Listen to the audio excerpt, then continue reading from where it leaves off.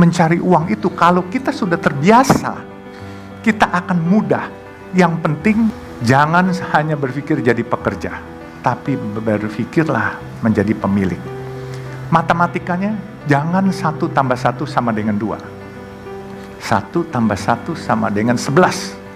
Baru bisa jadi orang kaya atau orang hebat. Kalau 1 tambah 1 sama dengan 2, berarti kita cuma mimpi sesuai, ya itu jadi pekerja. Saya bilang luar biasa. Ternyata apa yang saya pikirkan bahwa duit ini kita mau habisin malah dikasih lagi. Dan memang saya baru kemarin ini minggu lalu baca tulisan mengenai Jack Ma konglomerat di Cina.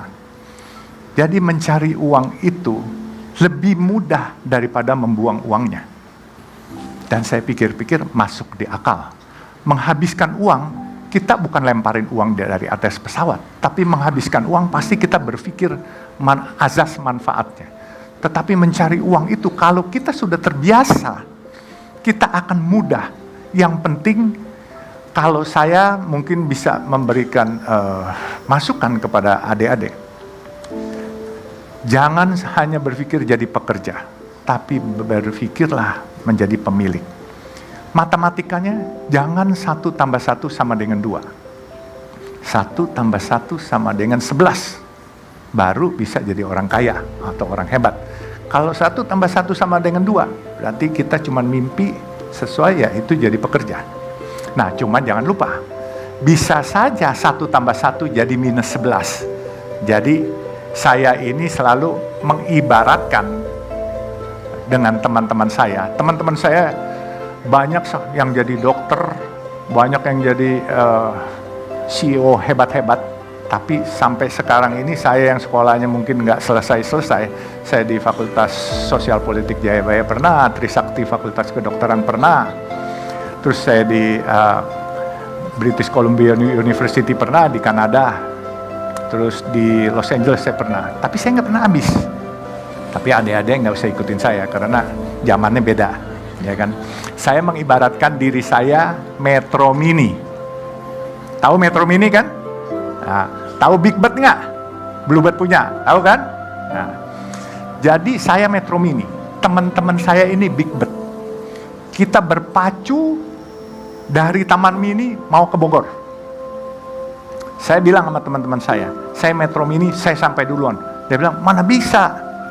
Big Bird dong, mesin bagus, mobil bagus, pasti sampai duluan. Oh, saya bilang salah ngitungnya. Kalau Big Bird karena mobilnya bagus, mau nyalip kalian lihat dulu kiri kanan. Kalau saya nggak perlu lihat kiri kanan, sudah sampai di Bogor saya baru lihat kiri kanan. Bumper saya ada lecetnya. Kalau ada lecet berarti ada yang kena. Kalau nggak ada yang lecet saya udah sampai duluan. Nah itu. Jadi saya ini Metro Mini. Saya ini anak hutan yang datang ke Samarinda jadi anak kampung. Dari anak kampung saya merantau ke Jakarta. Saya alhamdulillah jadi anak kota. Dan kebenaran saya tidak mimpi juga saya akan jadi salah satu pemilik jalan tol swasta di Indonesia ini, ya. Ini semua gerak Allah, bukan kepintaran saya. Saya baru membriefing anak-anak saya. Putra saya ini Faisal masih bujangan nih, umur 30, dan ya, saya bilang, kalau memang nggak mau, saya jual. Saya bilang, Faisal ini berdiri dong, Faisal. Berdiri dulu. Jadi dia malu-malu dia. Saya baru briefing dia minggu lalu, sebelum saya ke Azerbaijan mendampingi Pak Mensos. Saya kebenaran, alhamdulillah Bu, saya diangkat staf khusus Mensos, jadi eselon 1 Bu. Itu. Jadi gara-gara pedagang nasi kuning ini, padahal punya usaha gede-gede, jadi komisaris di sana-sini enggak. Jadi dapat bela negara, penghargaan piagam bela negara, dan jadi staf khusus Mensos. Bahkan Jumat minggu lalu ya, which is tanggal 21, saya dipanggil seseorang yang cukup berkompeten, ditawarkan jadi duta besar. Saya bilang, maaf saya nggak kepengen jadi duta besar. Kenapa? Saya bilang nggak mau saya nggak bisa pakai dasi, saya suka kecekek kalau pakai dasi. Dan saya punya baju juga nggak pernah bisa pakai baju rapi. Baju saya apa adanya, dan saya pakai celana juga celana jeans. Jadi saya kalau jadi duta besar, saya high profile. Saya nggak mau, saya mau berinteraksi dengan saudara-saudara kita yang termarginalkan. Gitu. Jadi saya sempat tolak, ya beliau menyesal tapi dia bilang, coba ya nanti Oktober depan nanti kalau memang ini bisa bantu-bantu kegiatan sosial yang lain. Saya bilang siap Pak.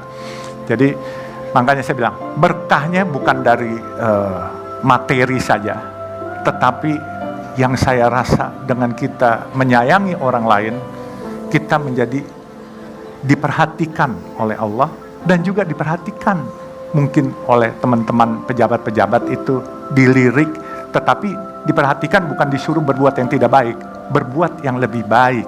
Nah makanya dia bilang, coba dipikirkan apa yang nanti bisa ini. Saya bilang terima kasih. Jadi selain materi, materi tidak buat saya bangga, tapi kehormatan, pembela orang kecil, penolong orang kecil itu buat saya bangga. Ya, jadi orang kaya bukan sesuatu yang bangga. Kalau kamu kaya, kamu tidak bermanfaat buat orang lain, lebih baik mungkin nggak usah kaya lah, gitu. Jadi lebih baik sederhana tapi bermanfaat untuk orang lain. Dan saya pesankan kepada anak saya punya mimpi bikin 1000 masjid yang Chinese look. Kalau saya dipanggil Tuhan, dia harus meneruskan. Kalau dia nanti juga dipanggil Tuhan, anaknya juga harus meneruskan. Jadi sampai 1000. Insya Allah itu bisa terbangun karena apa? Saya tahu kok, apa yang saya hasilkan dan apa yang saya miliki hari ini mungkin lebih dari cukup untuk itu. Dan saya kepengen tabungan itu bukan di dunia, tetapi tabungan itu di akhirat. Karena saya percaya bahwa kehidupan yang paling kekal bukan di dunia ini, tetapi kehidupan kekal nanti kalau kita sudah meninggal. Jadi mungkin itulah sekilas. Kalau ada yang mau dipertanyakan, silakan. Saya ini selalu menganggap diri saya anak hutan, kemudian ke Samarinda saya jadi anak kampung, ke Jakarta saya jadi anak kota, dan saya dipanggil oleh ibu bapak saya dulu si gembel. Jelas ini, ibu bapak saya panggil saya gembel karena apa? Teman saya adalah anak-anak kampung dan saya ciaka, nggak pernah mau pakai sendal, bukan pakai sepatu loh, ciaka. Kalau ibu saya manggil saya tuh suka, si gembel mana, si gembel mana. Tapi saya nggak masalah. Tapi alhamdulillah sekarang saya ini di antara keluarga, ya boleh bilang cukup Tuhan berikan lebih dikit lah daripada saudara-saudara saya yang sekolahnya detailnya banyak. Saya punya ayah punya gelar 4. Saya punya kakak, almarhum baru meninggal 2 tahun lalu, itu 12 gelar akademis. Saya, waktu orang tua saya meninggal, itu yang lucu, dipasang koran, itu bergelar semua. Tahu-tahu saya ditelepon sama seorang tokoh Malari, Hariman Siregar, pasti tahu ya, 15 Januari itu. Dia bilang, lo hebat katanya. Kenapa hebat? Lo lebih hebat dari bapak sama kakak-kakak lo. Kenapa? Mereka gelarnya kan banyak tuh katanya. Ada yang 4, ada yang 12. Lo gak usah kecil hati katanya. Kenapa harus kecil hati? Gue gak pernah kecil hati, saya bilang. Gelar lo lebih hebat. Kenapa? Gelar lu dari Tuhan, gelar mereka dari akademis, gelar lu haji katanya. Keren juga. Dia menghibur saya tahu. Tapi ya oke lah, apapun juga buat saya suatu kehormatan jauh lebih penting lah.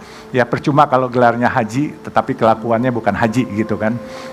Nah, jadi makanya sekali lagi saya bilang, semua ini adanya saya hari ini karena ditolong orang dan ditolong Allah. Semua gerak Allah.